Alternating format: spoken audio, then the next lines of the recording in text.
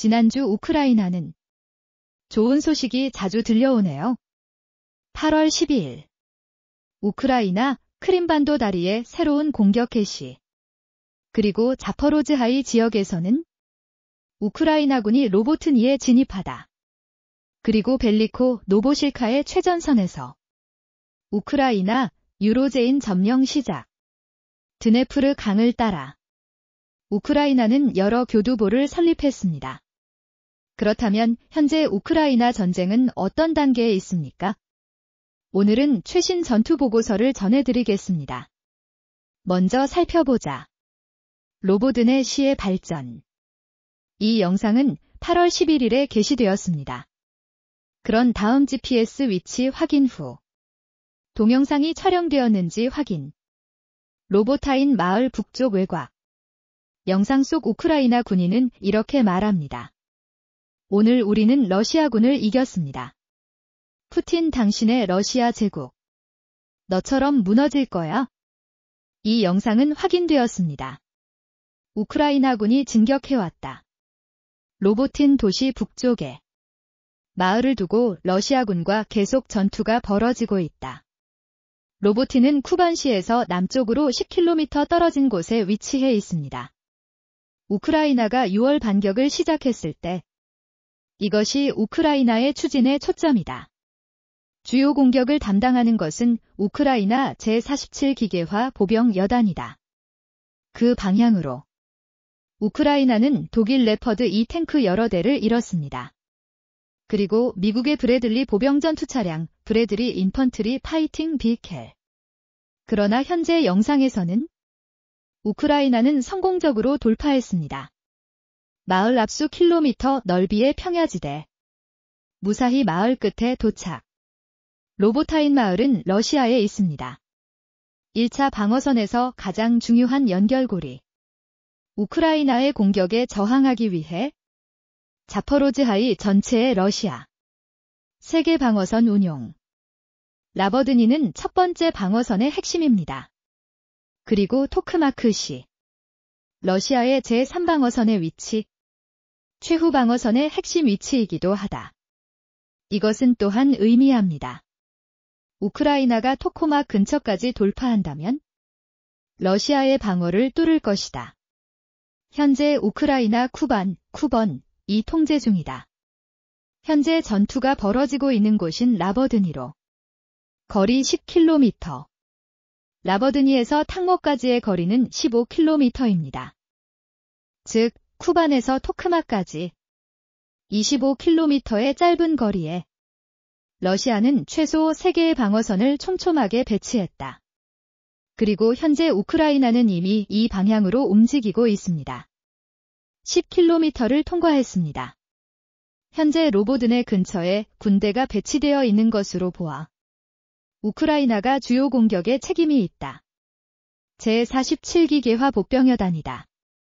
로보드네 동쪽 측면에서 로터리 외곽을 지휘하세요. 전방에서 공격을 담당하는 사람. 제65기계화 복병여단으로 대체. 동시에 제118기계화 복병여단은 지원을 담당한다.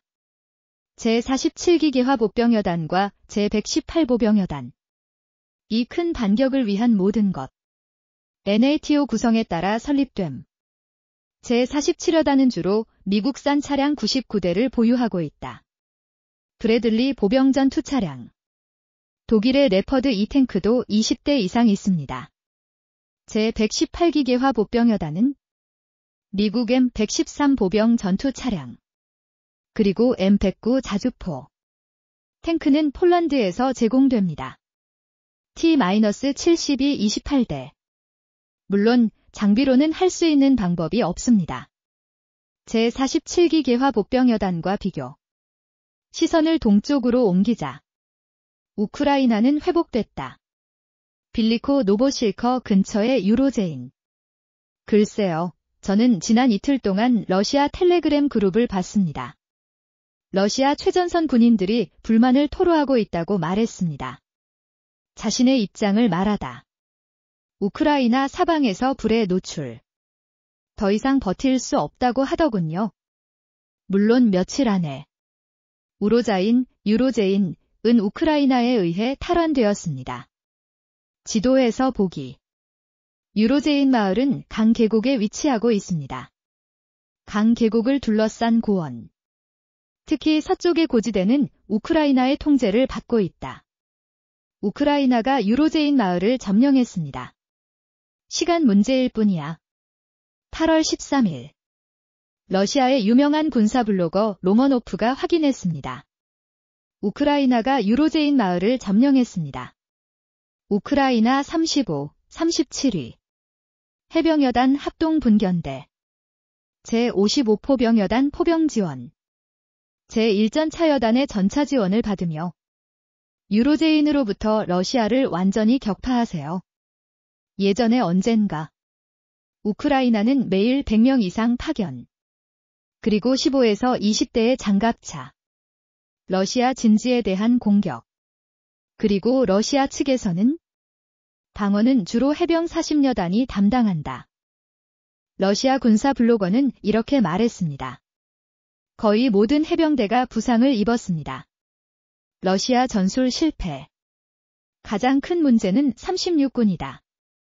이 마을을 지킬 의지가 부족하다. 제37여단 전차부대. 우로자인 전투에서는 보병 지원도 거부했다. 그들은 표현했다. 지원하러 오는 탱크는 우크라이나에 의해 발견될 것입니다. 그리고 즉시 파기됩니다. 8월 10일.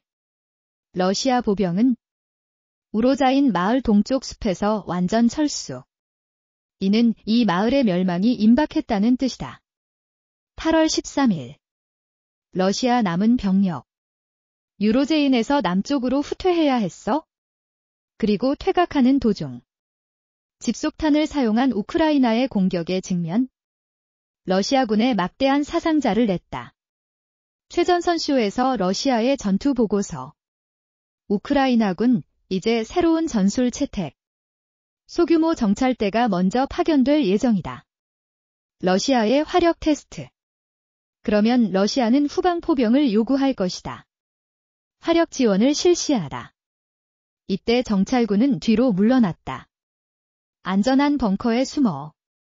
러시아 후방 포병이 위치를 노출한 후 우크라이나 대포대 레이더 통과. 러시아 포병 위치 확인. 그리고 장거리 포병을 통해 하이마스인지 M777인지 러시아 포병에 대한 정밀 공격. 이로써 우크라이나 러시아의 포병 전력을 지속적이고 반복적으로 약화시키고 있습니다. 저도 이틀 전에 아주 재미있는 작은 이야기를 봤어요. 그 이야기는 러시아 전보그룹에서 나왔습니다. 이 소식은 확인할 수 없지만 매우 흥미롭습니다.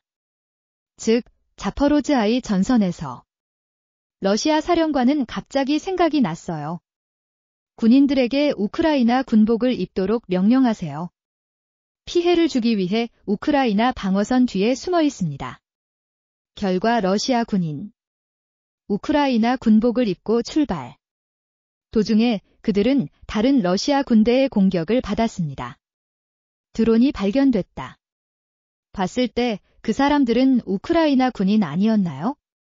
나한테 전화하고 러시아 군인한테 전화해. 후방 사격 지원 요청.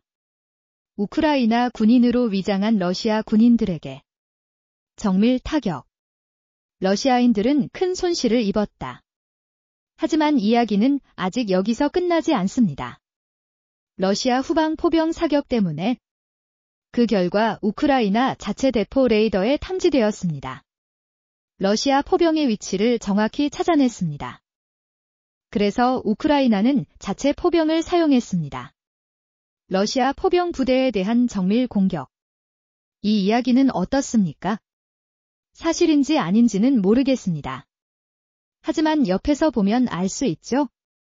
이번 우크라이나 전쟁에서 서부 지원 대포대 레이더. 매우 중요한 역할을 했습니다. 그렇기 때문에 지난 한 달 동안 최전선에서 러시아 포병 손실, 우크라이나의 포병 손실보다 훨씬 더 많습니다. 현재 우크라이나는 최전선에 있습니다. 홍보 전략을 바꿨다. 더 이상 6월 초의 대반격 같지 않다. 갑자기 많은 병력이 맹목적으로 투입됐다. 당시의 진격은 엄청난 사상자와 손실을 가져올 것입니다. 이제 우크라이나는 화력에 더 많은 관심을 기울입니다. 지금 우리가 보고 있는 영상은 미국이 제공한 JDAM 폭탄을 사용하고 있는 곳은 우크라이나다. 유로제인의 러시아 요새를 공격하세요. 그리고 다른 영상에서는 우크라이나는 계속해서 포병을 사용하여 러시아 진지를 폭격했습니다. 물론 우크라이나는 현재의 전술을 채택하고 있습니다. 진행 속도가 매우 느려질 것입니다. 사실 빠르면 2주 전부터 우크라이나는 이미 마을 근처까지 진출했다. 최근까지 마을 북부를 완전히 장악하고 있었던 것. 전략적으로 말하면 우크라이나 로보타인 공격, 토크막의 방향을 여는 것입니다. 탁막에서 멜리토펠까지 직접 갈 수 있습니다. 전체 자퍼로즈하이를 둘로 나누기. 벨리코 노보실카, 빌리코 노보실커, 방향. 아조프해 연안을 향해 전진하고 있다. 목표는 메리우폴 또는 베어럈스키입니다.